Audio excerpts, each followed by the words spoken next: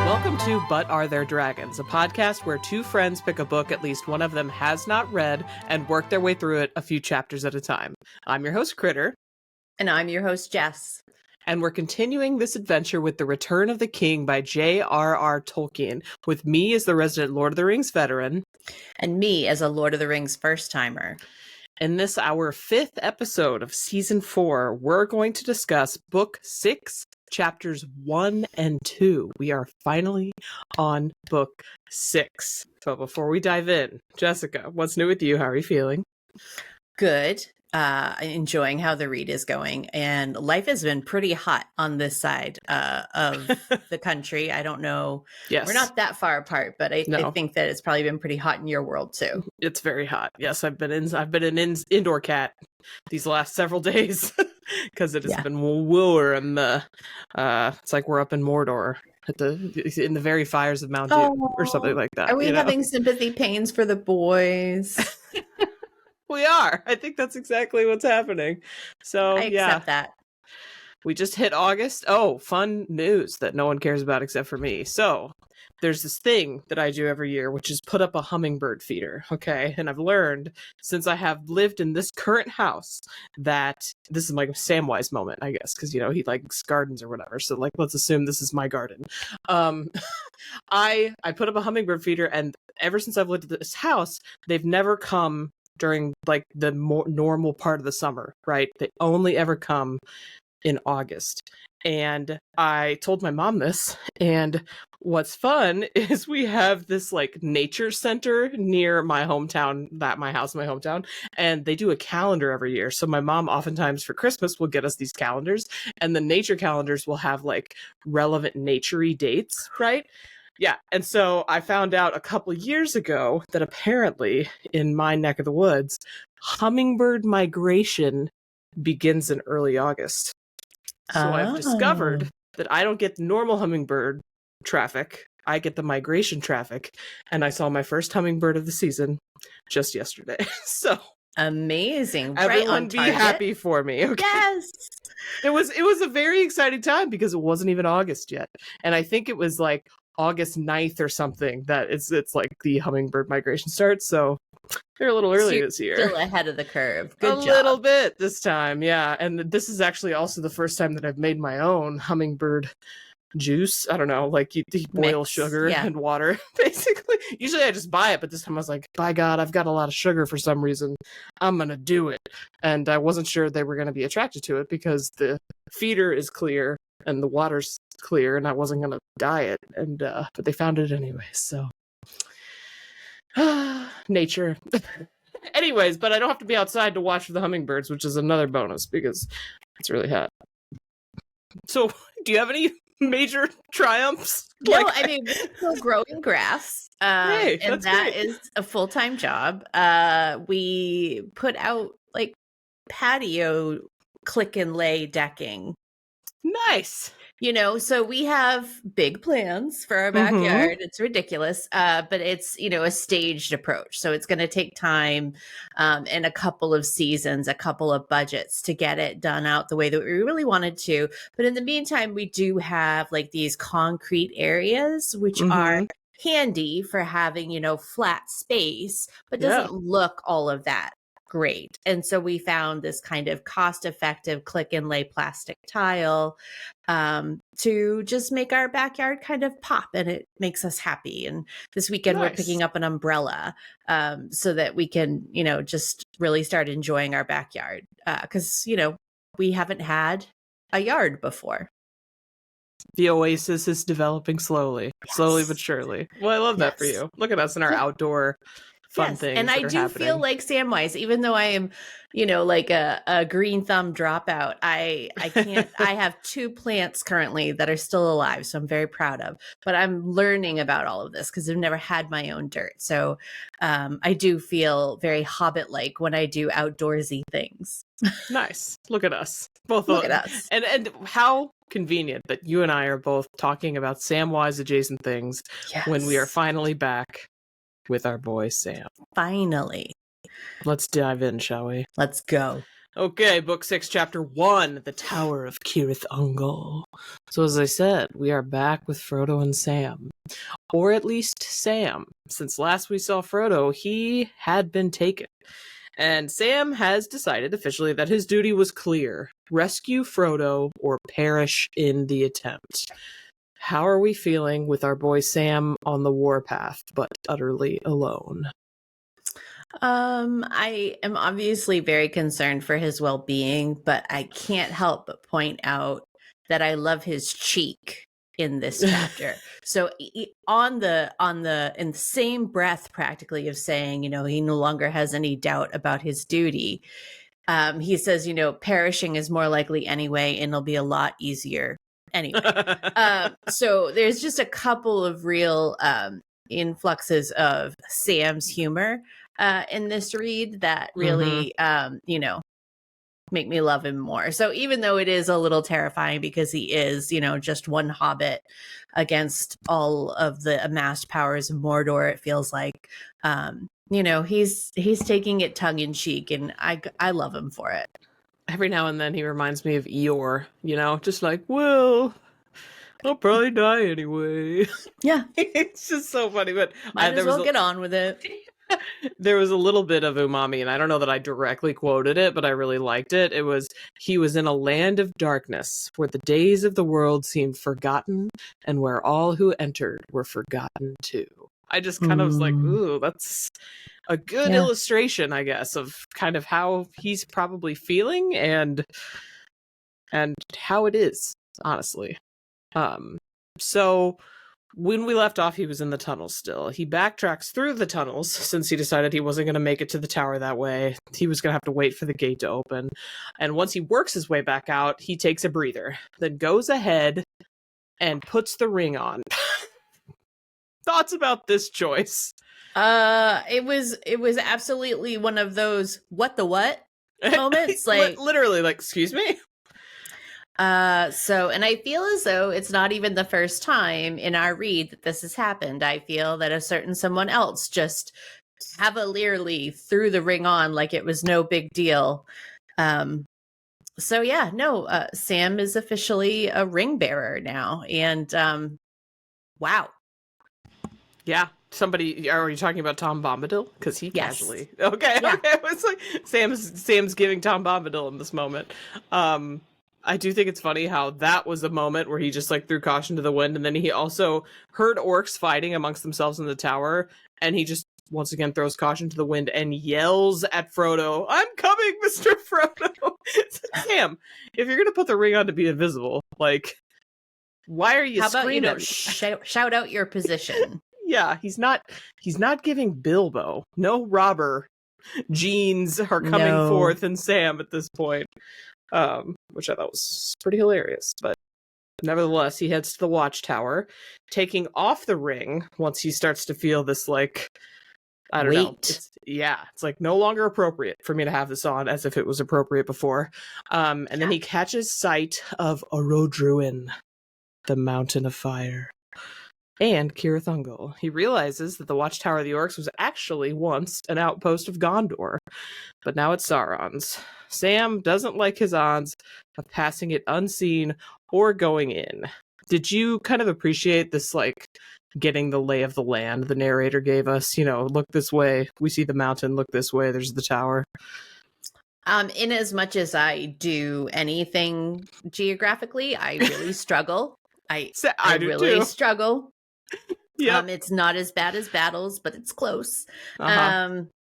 If anything, I always appreciate hearing about something from Sam Wise's perspective, just because he's not an omniscient author, and he doesn't carry any of the preconceptions of the POVs that we might get from men or elves. So it's always interesting to me. Not that it really changed the flavor here, but sometimes it really does. The part that I loved through this, he talks about the ring's power grew and it became more fell, untamable is the way that he refers to it. Wild fantasies arose in his mind. And the thing that I loved most is a little bit of umami, because the ring was clearly trying to tempt him with ambitious dreams and things in this. My quote from this is, "The one small garden of a free gardener was all his need and due." And I just was like, buddy, I just love him so much. I love that the temptation was like, you can have a, Yes. Galadriel's like, you would have a queen. In this sense, it's like, Yes. you would have a garden. That is an entire land. Yeah, exactly. Exactly. Yeah, I love that. It's yeah, and he was perfect. He just rejected it. Like, nah, I'm good. I just need my humble little abode. I think my favorite thing, I'm usually also like a geography, like, I don't know what you're talking about. You know what I mean? Like, I may look back in the maps to be like, what? And I found myself doing that more and more in these last few chapters when they'll like say a landmark just casually, and then I'm like, which one is Kirith Ungol? You know, like, I have to remember things that have I'm terrible with names, but more than just like what they are and what they're called, it was interesting about the tower being like a watchtower to keep people from leaving Mordor. And it versus noted that entering, and they noted that still kind of applied because Sauron had few servants but many slaves of fear.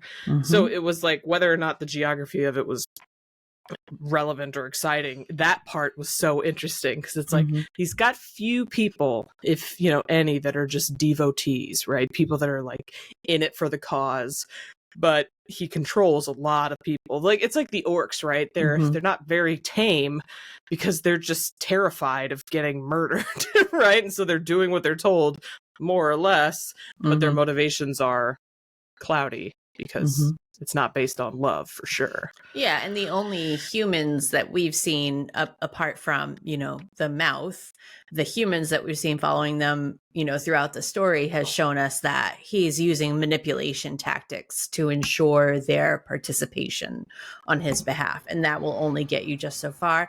And coming from that place, he's not going to trust them either. Right. And they don't trust him. They're just terrified.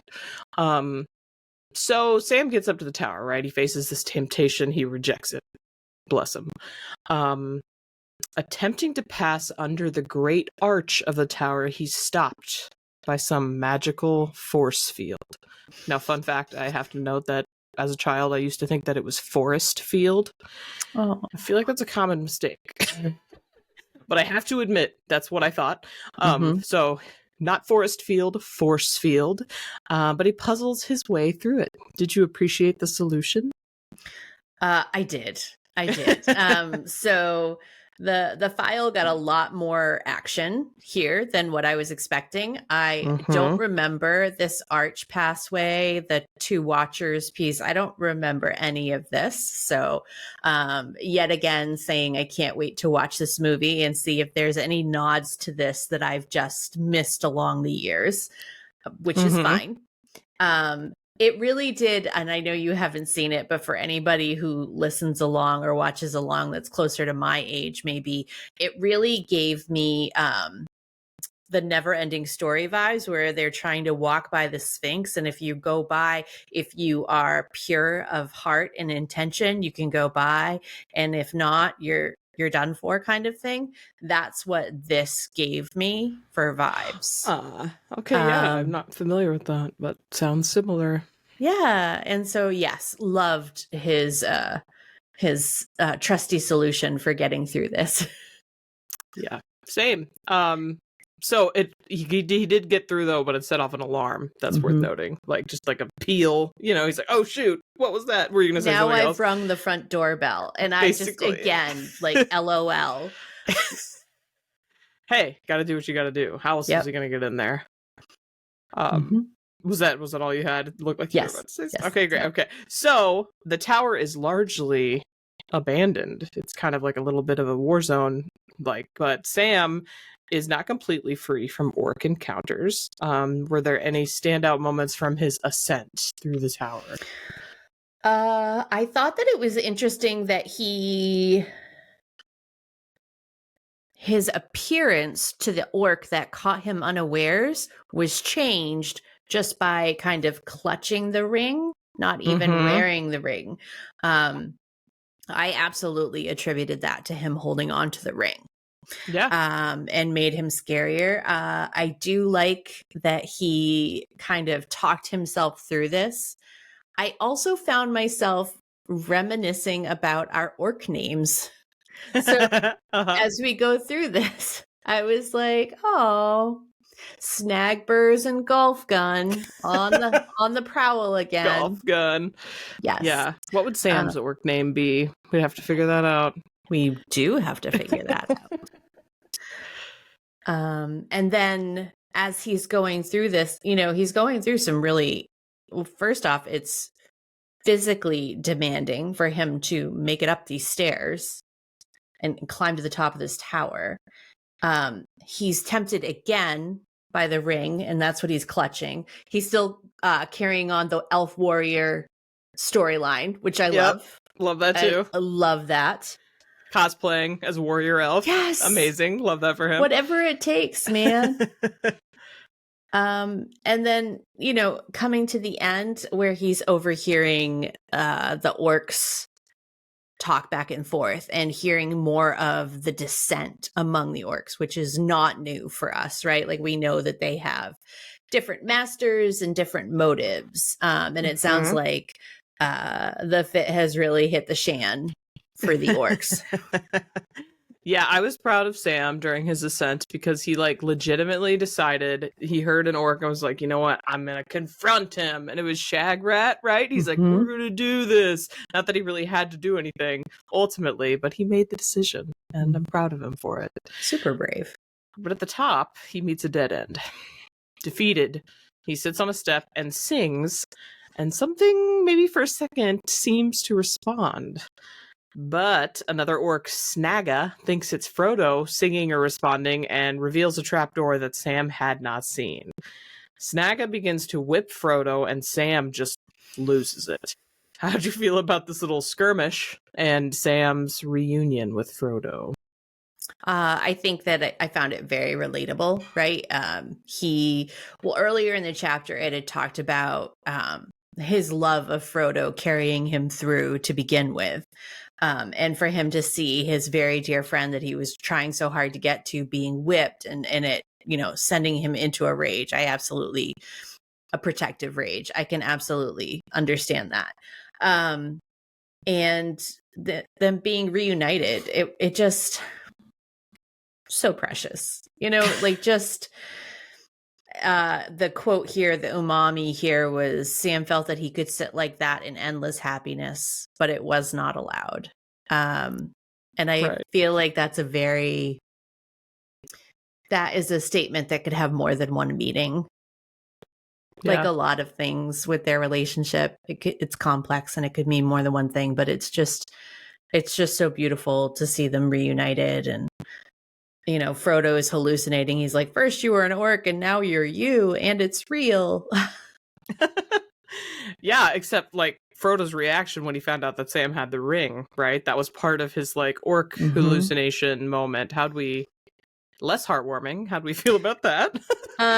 It shows just how far. So I think of what the ring is doing to Frodo as a sickness, and it shows a huge progression in how much the ring is negatively affecting Frodo. That he can't even. So he does at least. So that's very Gollum-like behavior. Very much, yeah. Very much. So instant parallels. You don't even have to draw the lines.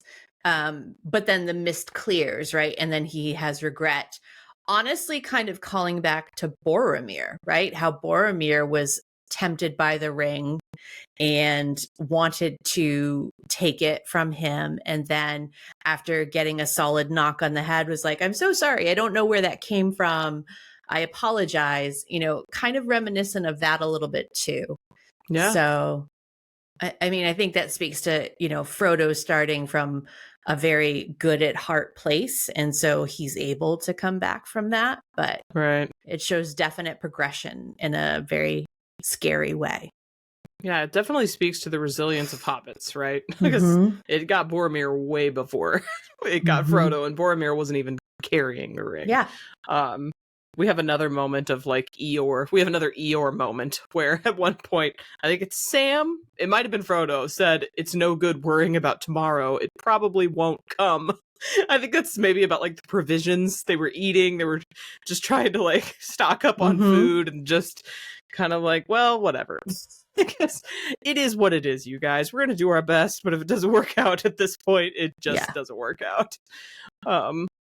Bless their hearts. So the two hobbits, properly disguised, because Sam went and got them disguises, they leave the tower, and they once again use Galadriel's file to great effect to get past the magic guards, once again triggering an alarm and sending a winged shape down from the sky.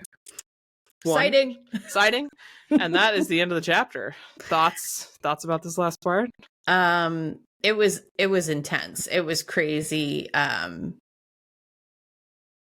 Yeah, and I wish that it had made it into the movies. Which part?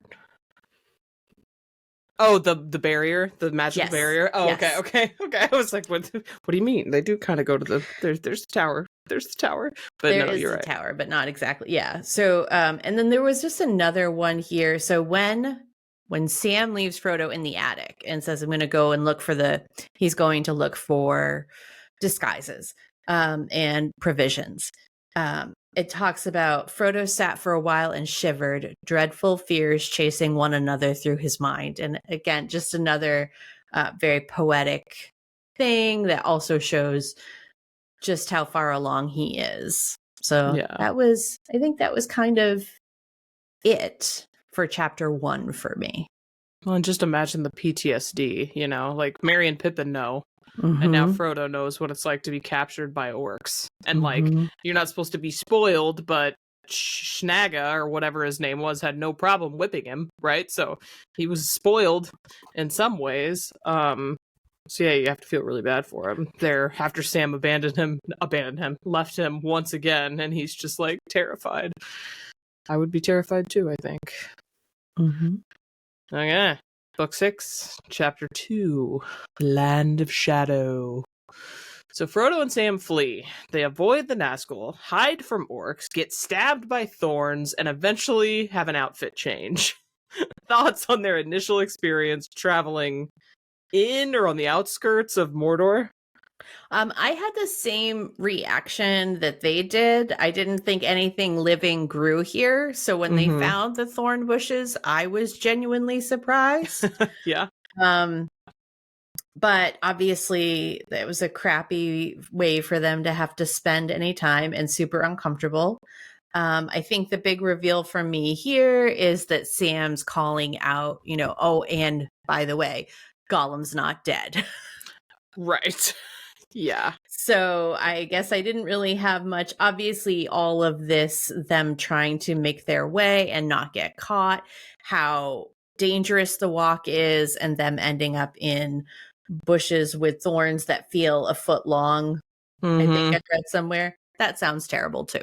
It kind of reminded me of that sequence, like the beginning sequence where it's like they dashed across the bridge and then they hid next to some rocks, but they had to go back into the road just briefly. They were just like running, ducking, diving, dipping, dodging. Yes. It reminded me a lot of, have you seen Emperor's New Groove?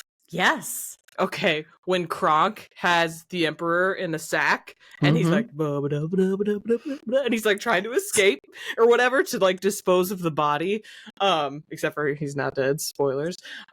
He gives himself his own theme music. It's kind of what it reminds me of, because he's like hiding in the shadows and then dashing across bridges and whatnot. Obviously, it was less lighthearted than that. That's kind of what it was giving for me. I don't know. Sometimes I like to entertain myself. What can I say? Not that Tolkien's not entertaining me enough. Yeah, but we can't help the pop culture references when they just pop up in your brain. It's true. That's what popped up in my brain. So at one point, the light changes for Frodo and Sam in a somewhat hopeful way. But the narrator kindly let us know to set the scene that Theoden is laying dying on the Pelennor fields at this moment. So are you grateful for this particular temporal calibration? Yes. So again, every time they do that, I'm not always the best at keeping track. Apparently, I'm just kind of a crappy reader, right? No. We all read for different things. We really do. And I am, I am a fresh audience at every turn of the page. No, I really do appreciate the calibrations because it really does help me contextually, because every story that I'm reading, each POV that I'm reading is my favorite in the moment, which is so corny, but it's really true. And sometimes I really do forget where we left other people off. So in that moment, I was like, oh, okay. So if this goes back to Theoden, this goes back about this far in my read. And it really does help reground me in the larger story. I can see what you're saying, and I agree. I do like having the timeline clear. Mm-hmm. My biggest gripe with this particular temporal calibration is that the narrator could have told us that, in fact, the Witch King had just died. Very exciting, very happy moment. Yeah. That's why the light changed. But instead, the narrator's like, King Theoden lay dying. And so it's almost like the light's different and it's beautiful, but we're still sad and it's not happy, okay? It's so funny that you say that, because my note wrote, another time sync, thankfully. This is the day that Theoden dies at Pelennor. So does King Ringwraith, BT dub. Yeah. So funny that you said that. They could have said that, but instead they're like, no, we're going to get you sad again. Sorry. Yeah. Don't be too hopeful. Eeyore moments left and right here. Okay, so miracle of miracles, the two of them then find water. And when Sam asks to drink first, I thought, like Frodo for a split second, that wasn't very like Sam. It's like, no, let me have it first. Until Sam explains why. Mm-hmm. Did this catch you off guard initially, or were you like, oh yeah, he's going to test it for poison? It did. It took me off guard for just a half a second. Then I was like, no, he wants to make sure it's okay for him. Yeah, and Frodo's like, it doesn't matter. Yeah. If we're gonna die, we're gonna die. What? Like, well, and I thought Frodo also had a very good point. Like, our luck is our luck, and our lot is our lot. We're in it together. True. And every time they drink water here, I remember, what Faramir told them? Like, don't drink any water or like, what was it, of springs that come from Mordor, or what? I can't remember exactly what it was, but I just remember him saying that. And I'm like, how do we know if this water is okay? But again, words of wisdom from Frodo. What are you going to do? You want to just die of thirst? No, you're going to drink the water, even if it's possibly terrible for you. So the two stop and rest at one point, and Frodo falls asleep. Sam gets a little glimmer of hope from a white star whose light broke through the cloud cover. A bit of literary umami. The beauty of it smote his heart as he looked up out of the forsaken land, and hope returned to him. For like a shaft clear and cold, the thought pierced him that in the end the shadow was only a small and passing thing. There was light and high beauty forever beyond its reach. He then falls asleep, and Frodo and Sam wake up together, hand in hand. Did this little section give you hope or make you feel any type of way? Oh, I felt all the things. So, before they came across the trickle of water, he had essentially prayed to Galadriel for water and light.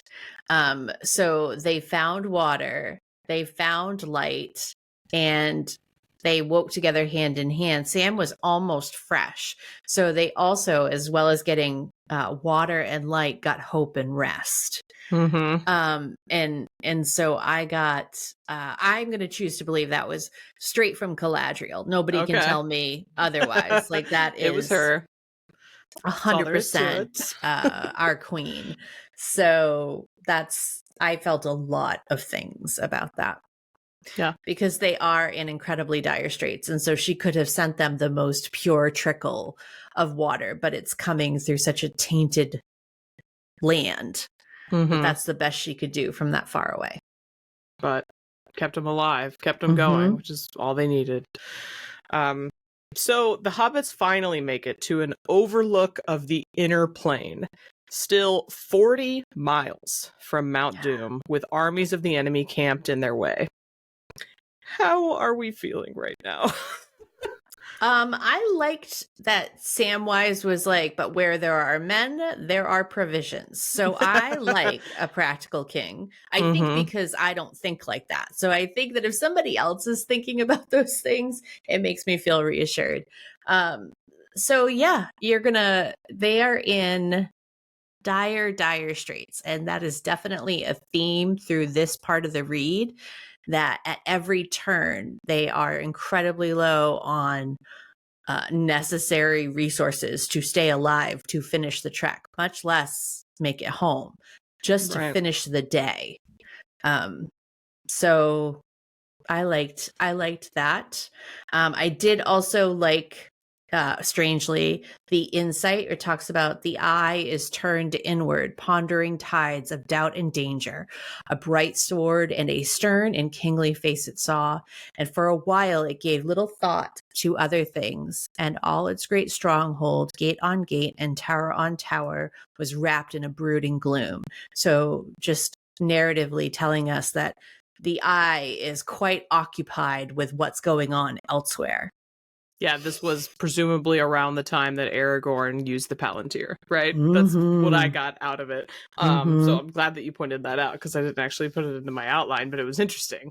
At any given moment, the eye is doing certain things. Where's the eye focusing its attention, right? Because if it's not otherwise occupied, it's going to focus its attention on its own lands, where Frodo and Sam are. So Aragorn helps them by distracting it.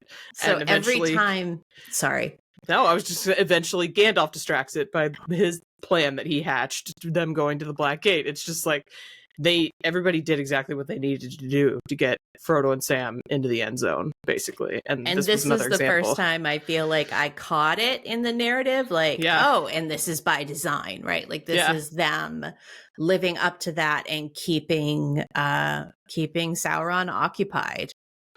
Right. So in their next encounter with a couple of orcs, Sam and Frodo overhear that they're actively being tracked. Like they're trying to find them, as is Gollum, who's apparently about. So as a Gollum girly, did this pique your interest? It did.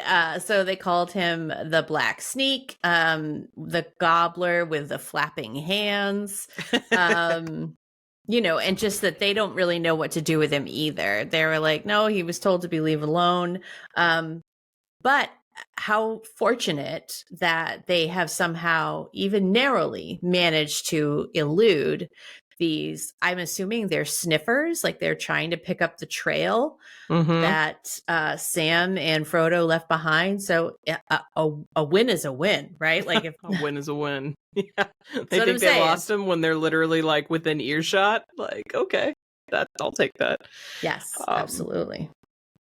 So the hobbits try to find their way off the roads, right? They're not on the roads at this point, but having no luck, they decide they're just going to have to chance it.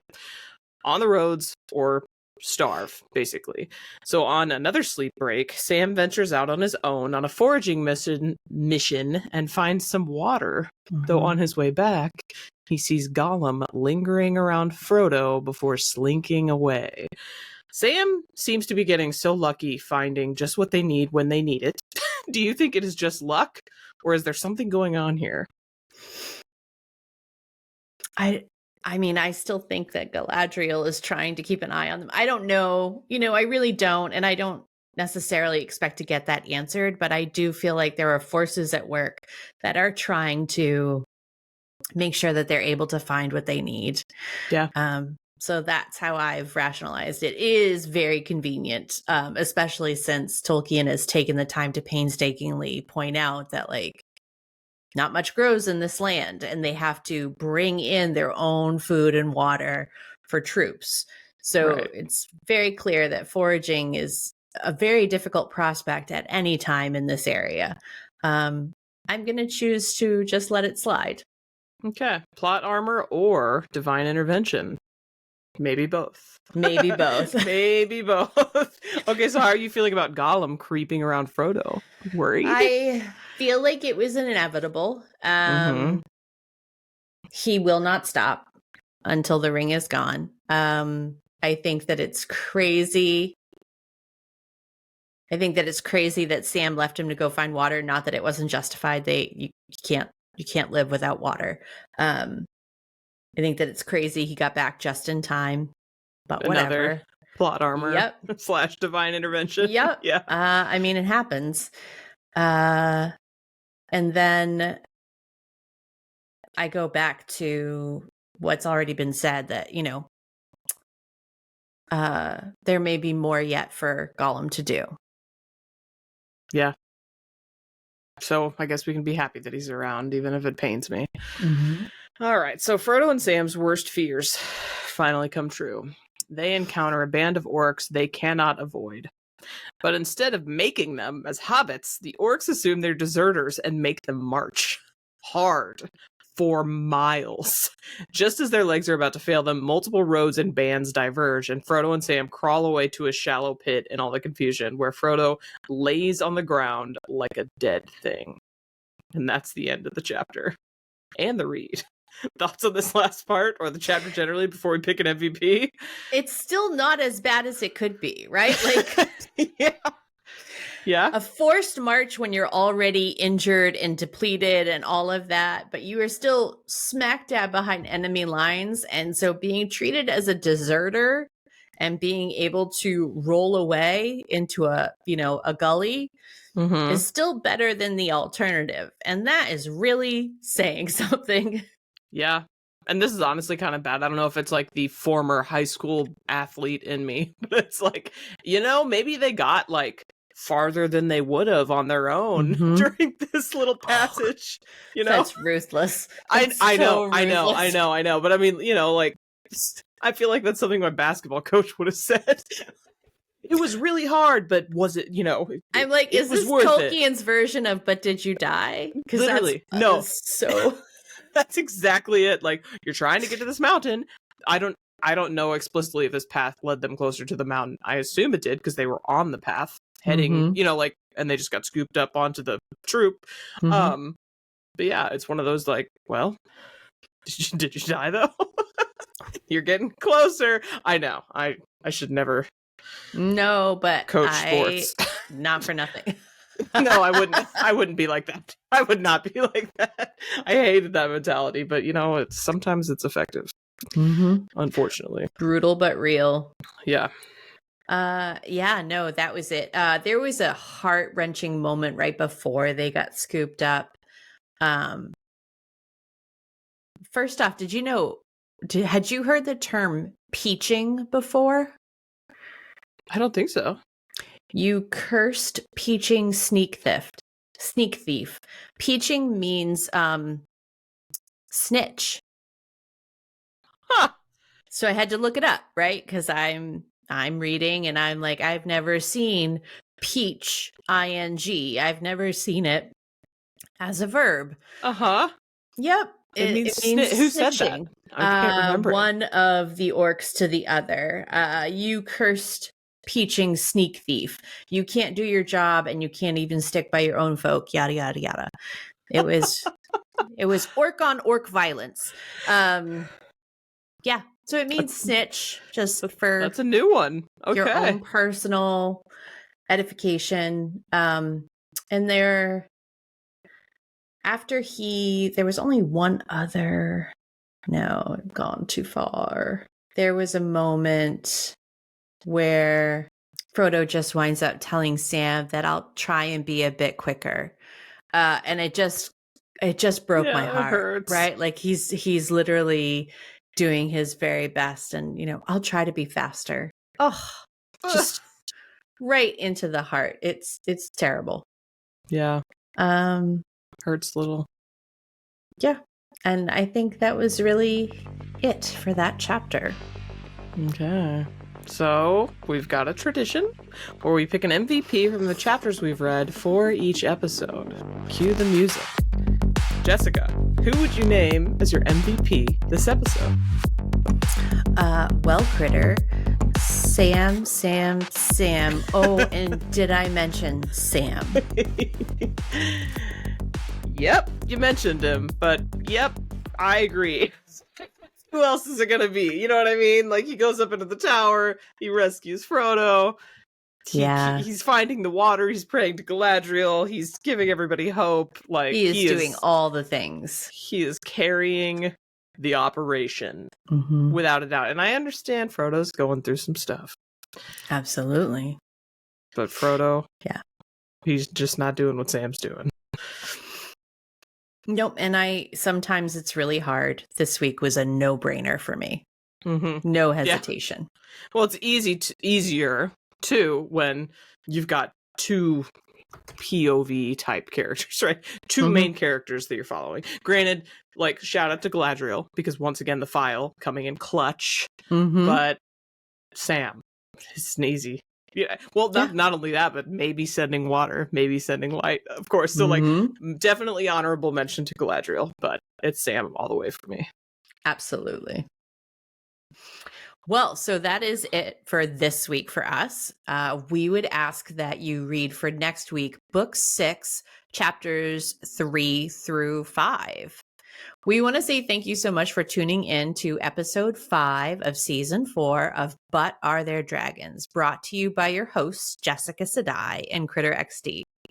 Don't forget to follow us at But Are There Dragons on YouTube, Instagram, and TikTok, and But Dragons Pod, just 1T on X. You can also find your host on social media as Kritter XD and Shelf Indulgence. That's it for today. We're continuing to workshop new catchphrases through season 4, so let us know on social media how you feel about this one. Well, here goes, listeners. We'll have to leave you for a bit and trust to luck. See you next week. Bye. Bye.